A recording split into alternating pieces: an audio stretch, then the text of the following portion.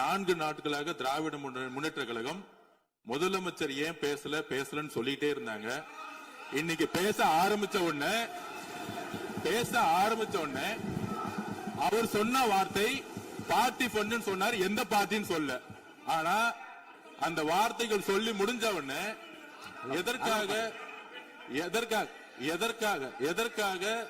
எதற்காக முதலமைச்சருடைய பேச்ச இவங்க குறுக்கிடுறாங்கன்னு தெரியல. நீங்கள் சொன்னது மாதிரி முதலமைச்சர் பேச வேண்டும். பேசிய பின்பு கருத்துகளுக்கு பதிலளிக்க அவர்கள் பதிலளிக்கும், நாங்களும் பதிலளிக்க தயாராக இருக்கிறது பதிவு பண்றோம். மாண்பு முதலமைச்சர் அவர்கள்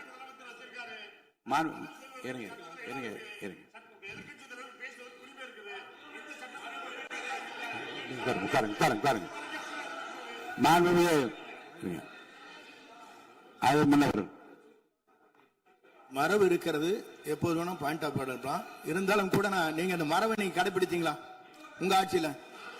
நீங்க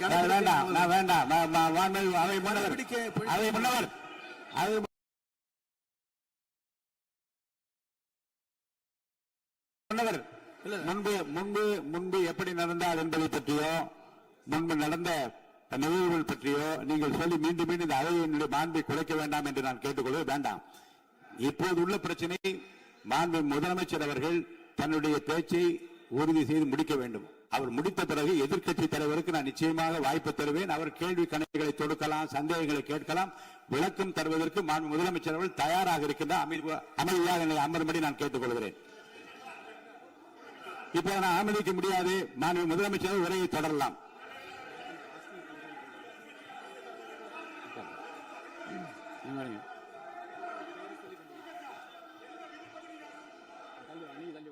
மாண்புமிகு உறுப்பினர் ஆஸ்டின் உங்க இடத்துல போய் உட்காருங்க. மாண்புமிகு உறுப்பினர் ஆஸ்டின், நீங்க ஒரு மூத்த உறுப்பினர், சபை விதிகளை நன்கு தெரிந்த ஒரு உறுப்பினர், நீங்க போய் இடத்துல உட்காருங்க. முதல்ல மாண்புமிகு முதலமைச்சர் அவர்கள் உரையை தொடரலாம். இப்போது எந்த விதமான பாயிண்ட் ஆஃப் ஆர்டர்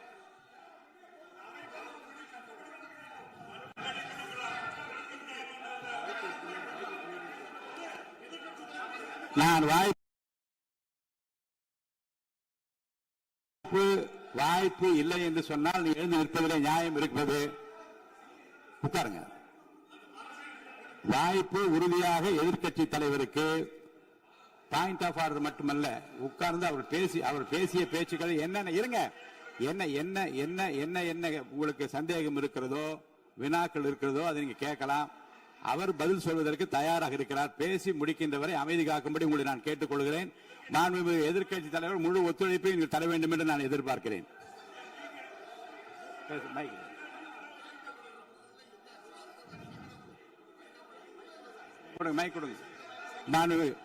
மாண்புமிகு எதிர்க்கட்சி தலைவர் பேரவைத் தலைவர், நீங்க உட்காருங்க. நேற்று நான் பேசும்போது சில அமைச்சர்கள் குறுக்கிட்டு பேசினாங்க, அதற்கு நீங்க அனுமதி கொடுத்தீங்க. அது மாதிரி இன்னைக்கு முதலமைச்சர் பேசும்போது சில வார்த்தைகள், தவறான வார்த்தைகள் பேசுறாரு. அவர் பார்ட்டி ஃபண்ட் அப்படின்னு சொல்லியிருக்கிறாரு.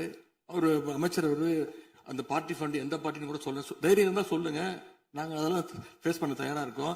எதையும் ஆதாரத்தோடு எதையும் பேசுங்க. இங்க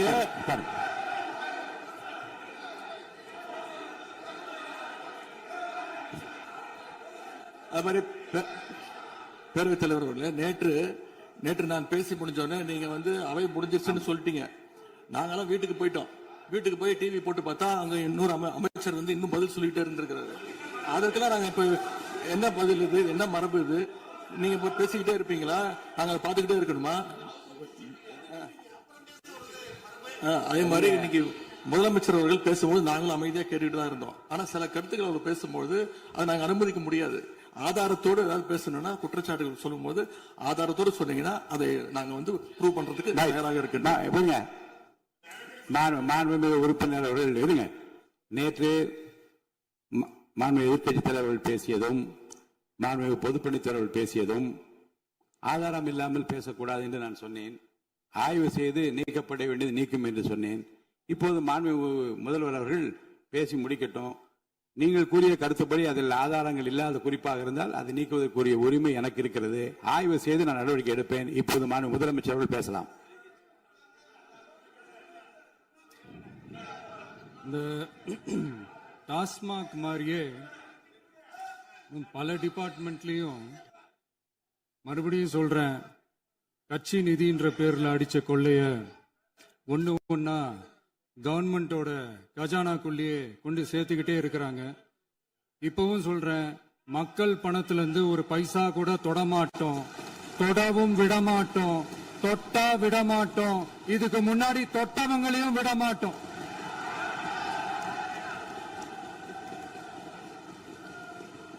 ஒவ்வொரு ஊழலா வெளியில வரும் போலே,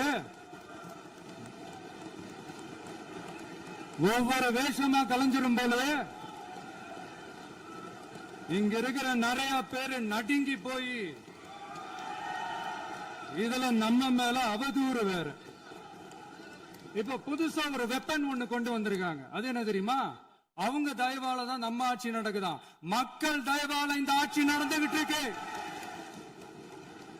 மனசாட்சி உள்ள சக்திகளோட ஆதரவால இந்த ஆட்சி நடந்துகிட்டு இருக்கு. நாங்க தான் அனுப்பி வச்சோம் அப்படின்றாங்களே. அனுப்பி வச்சவங்களுக்கு மினிஸ்ட்ரியில இடம் கொடுத்தா ஏன் கதறீங்க? ஏன் இவ்வளவு கோவம்? ஏன் இவ்வளவு கதறல்? இதுல இன்னொரு முக்கியமான விஷயம், மார்க்சிஸ்ட் கம்யூனிஸ்ட் கட்சி நமக்கு ஆதரவு கொடுத்தது சுயேட்சையா எடுத்த முடிவுன்னு சொல்றாங்க. அதே மாதிரி இந்திய கம்யூனிஸ்ட் கட்சி நமக்கு ஆதரவு கொடுத்தது சுயேட்சையா எடுத்த முடிவுன்னு சொல்றாங்க. இதுல எங்க இருந்து நாங்க தான் அனுப்பி வச்சோம்னா புரியலையே. மக்களுக்கு நல்லா புரியும், எல்லாத்தையும் தெளிவா பார்த்துக்கிட்டு இருக்கிறாங்க.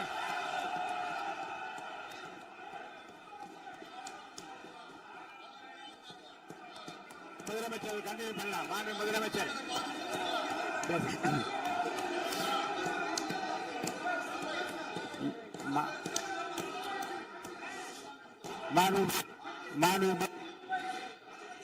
முதலமைச்சர் கண்டினியூ பண்ணலாம். நீ கண்டினியூ பண்ணலாம்.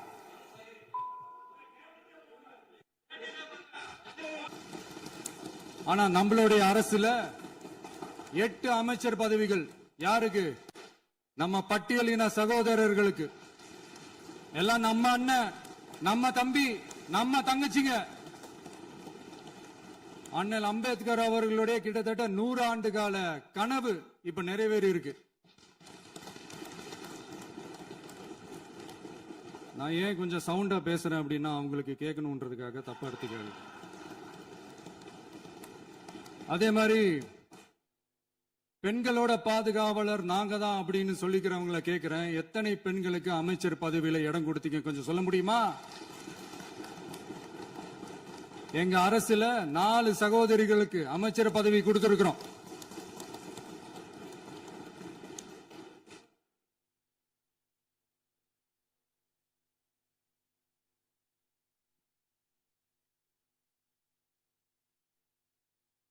அதனால மக்களால் நிராகரிக்கப்பட்டு மக்களால் அகற்றப்பட்டவங்களுக்கு ஒண்ணு சொல்லிக்கிறோம், தப்பே செய்ய மாட்டோம், ஊழலே செய்ய மாட்டோம், நேர்மையா தான் இருப்போம், நியாயமா தான் இருப்போம் அப்படின்னு சொல்றவங்களால மட்டும்தான் கூட்டணி ஆட்சி அமைக்க முன்வரும். ஆட்சியிலையும் பங்கு, அதிகாரத்திலையும் பங்கு கொடுக்க முன்வரும். ஊழல்லையே ஊறி போனவங்களால இந்த கூட்டணி ஆட்சியோ, ஆட்சியிலையும் பங்கோ, அதிகாரத்திலையும் பங்கு கொடுக்க முன்வராது. மெஜாரிட்டி இருந்தாலும் தரமாட்டாங்க, மெஜாரிட்டி இல்லைனாலும் தரமாட்டாங்க. கேட்டா ரெடிமேடா ஒரு பதில் ஒண்ணு வச்சிருப்பாங்க, கூட்டணி ஆட்சியை மக்கள் விரும்ப மாட்டாங்கன்னு. அதே மக்கள் தான் இப்ப அவங்கள பார்த்து சிரிக்கிறாங்க. நான் பதவி ஏத்த அன்னைக்கு கொஞ்சம் டைம் அவகாசம் கேட்டேன். எதுக்கு கேட்டேன்? நிதி நிலைமை கொஞ்சம் மோசமா இருக்குது, அதெல்லாம் கொஞ்சம் சரி செஞ்சுக்கிட்டே படிப்படியா கொஞ்சம் கொஞ்சமா நான் கொடுத்த வாக்குறுதிகள்லாம் செயல்படுத்துவேன், அதுக்காக கொஞ்சம் டைம் அவகாசம் கேட்டேன். நான் ஏதோ வேற எதுக்காகவோ வேற யாருக்காகவோ ஏதோ அவகாசம் கேட்ட மாதிரி. அடுத்து இங்க சபையில இல்லாதவங்களை பத்தி பேச வேண்டாம்னு நினைக்கிறேன்.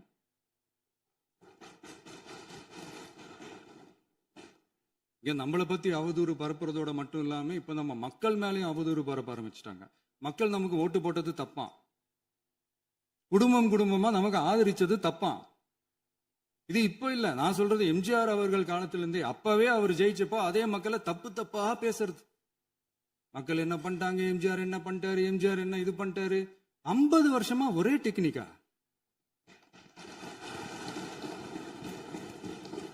டெக்னாலஜி எல்லாம் மாறி வேற எங்கேயோ போயிட்டு இருக்கு பஸ். இதுல கொஞ்சம் டெக்னிக்காச்சும் கொஞ்சம் மாத்தினா கொஞ்சம் நல்லா இருக்கும். அதனால மக்களுக்கு யூஸ்ஃபுல்லா இருக்கிற மாதிரி இந்த ஆக்கப்பூர்வமான கருத்துக்களோ ஆக்கப்பூர்வமான யோசனைகளோ இருந்தா சொல்லுங்க. அதை நாங்க டெஃபரெண்டா எடுத்துக்கிறோம். ஆனா அதை விட்டுட்டு இந்த நக்கலு, நையாண்டி, சம்பந்தம் இல்லாத பேச்சு இதெல்லாம் பேசிட்டு அப்புறம் முதல்வர் பதில் சொல்லல, முதல்வருக்கு பதில் சொல்ல தெரியல அப்படின்னா அப்புறம் என்ன சோஃபா மாடல் ஆட்சியா? அது என்னன்னு புரியறதுக்கே எனக்கு ரொம்ப நாள் ஆச்சு. இந்த sofa set, table chair, teapoy, furniture பிசினஸ்லாம் வேற எங்க வெளியில போய் பண்ண சொல்லுங்க. அப்படி அந்த பிசினஸ் தான் பண்ணணும்னா நிறைய பிசினஸ் பண்ற மாதிரி வெளியில போய் பண்ண சொல்லுங்க. இங்க சட்டசபைக்குள்ள வேணாம். அதனால ஆக்கப்பூர்வமான கருத்துக்கள் இருந்தா சொல்லுங்க. டெஃபினட்டா அது சரியா இருந்தா நாங்க ஏத்துக்கிறோம். எனக்கு ஒரு குட்டி கதை ஒண்ணு ஞாபகம் வருது, சொல்லாமா? ஒரு ஊர்ல ஒரு பெரியவர் வெயில் ரொம்ப ஜாஸ்தியா இருக்குன்னு சொல்லிட்டு கண்ணுக்கு மேல கை வச்சுக்கிட்டு இப்படி சுத்தி முத்தி தேடிக்கிட்டு இருந்தாராம். அப்ப கூட இருந்த ஒரு சின்ன பையன் என்ன தேடுறீங்க அப்படின்னு கேட்டானா. அதுக்கு அந்த பெரியவர் சொன்னாரா, அது ஒண்ணு இல்ல தம்பி, உங்க அப்பா இங்கதான் இருப்பாருன்னு சொன்னாங்க, அதான் தேடிக்கிட்டு இருக்கேன். எங்க உங்க அப்பாவையா காணோம்?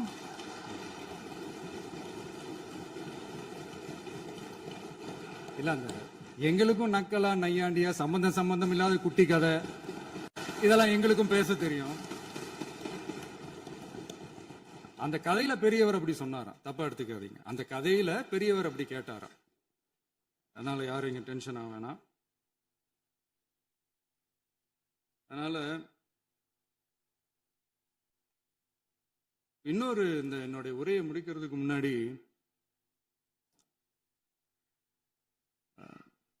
போயிட்டாங்க, பேசலாமா? நிறைய உங்க கருத்துக்களை நீங்க முழுமையாக மன நிறைவோடு பேசலாம். டிவியில பார்ப்போம். சரி, அதான் 5 நிமிஷம் பேசுனதுக்கே கொளத்தூரி இந்த ஆட்டம் ஆயிடுச்சு. பேசுனா அப்புறம் என்ன பண்றது? கடைசியா நான் இந்த உரையை முடிக்கிறதுக்கு முன்னாடி ஒரு முக்கியமான ஒரு விஷயம் பத்தி சொல்லணும். ஆளுநர் உரை அன்னைக்கு இந்த தமிழ் தாய் வாழ்த்துக்கு அப்புறம் தேசிய கீதம் பாடினது தப்பு, தேசிய கீதம் 2 முறை பாடினது தப்பு, அப்படி ஒரு நிகழ்வு இதுக்கு முன்னாடி இந்த சட்டசபையில நடந்ததே கிடையாது, அந்த மரபே மாத்திட்டீங்க, இப்படி ஒரு பெரிய ஒரு போர் மாதிரி எதிர்கட்சியை சார்ந்தவங்க எல்லாம் சொன்னாங்க இல்லையா? அந்த மாநில உரிமை போராளிகளை, அந்த மரபு காக்கிற உரிமை போராளிகளை ஒரே ஒரு கேள்விதான் கேட்கணும். 2021 ஆகஸ்ட் 2 ஞாபகம் இருக்கா? Centenary celebration of Tamil Nadu legislature. அந்த ஃபங்க்ஷன்ல நம்ம முன்னாள் முதலமைச்சர் கருணாநிதி அவர்களோட கலைஞர் அவர்களுடைய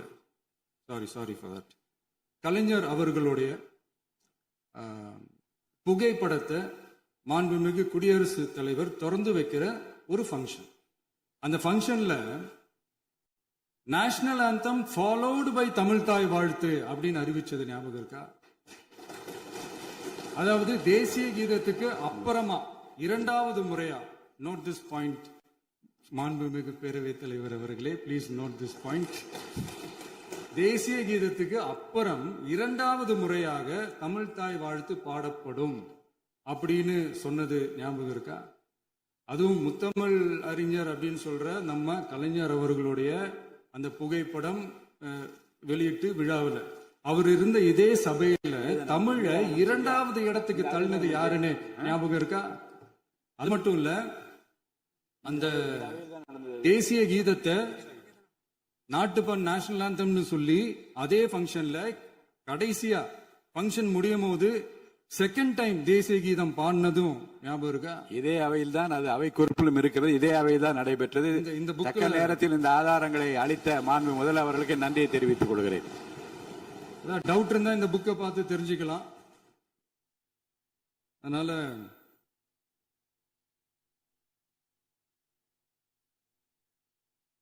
இதெல்லாம் கேட்டா என்ன சொல்லுவாங்கன்னா, அது ஜனாதிபதி கலந்துகிட்ட ஃபங்க்ஷன், அதெல்லாம் அப்படிதான், அதெல்லாம் கண்டுக்க கூடாது அப்படின்னு சொல்லுவாங்க. இதே மாதிரிதான் பேசுறது ஒண்ணு, செய்யறது ஒண்ணு, செய்யறது ஒண்ணு, பேசுறது ஒண்ணு. இதெல்லாம் மக்கள் பார்த்துக்கிட்டு இருக்காங்க. எலெக்ஷனுக்கு முன்னாடி தான் அப்படி செஞ்சுக்கிட்டு இருந்தாங்க. இப்போ எலெக்ஷனுக்கு அப்புறம் அதே தான் செய்யறாங்க. இந்த விஜயையும் சாமானியர்களின் உண்மையான சமூக நீதி அரசையும் அவமானப்படுத்துறதுக்கு தான் அவங்களோட அந்த பொலிட்டிக்கல் சீனியாரிட்டி அது பயன்படுத்துது போல. சரி, செய்யட்டும் செய்யட்டும், நல்லா செய்யட்டும்.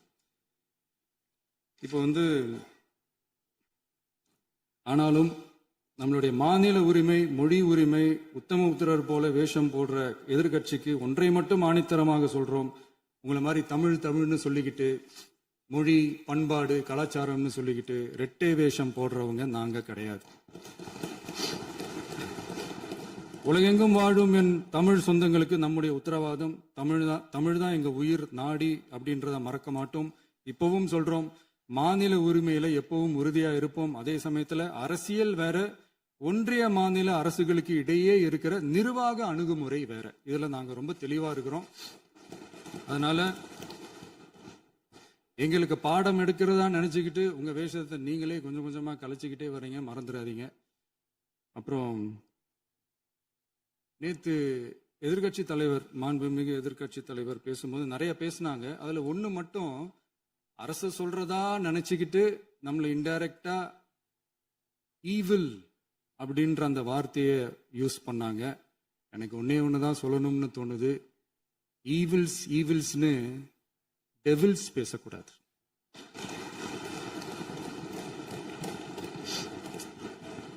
அவங்க இருந்திருந்தா ஒரு ஆக்ஷன் பண்ணணும்னு எனக்கு தோணுச்சு. எல்லாரும் போயிட்டாங்க. இல்ல, பர்மிஷன் பண்ணலாமா? இப்பவும் பண்ணலாம், ஒன்றும் தப்பு இல்லை.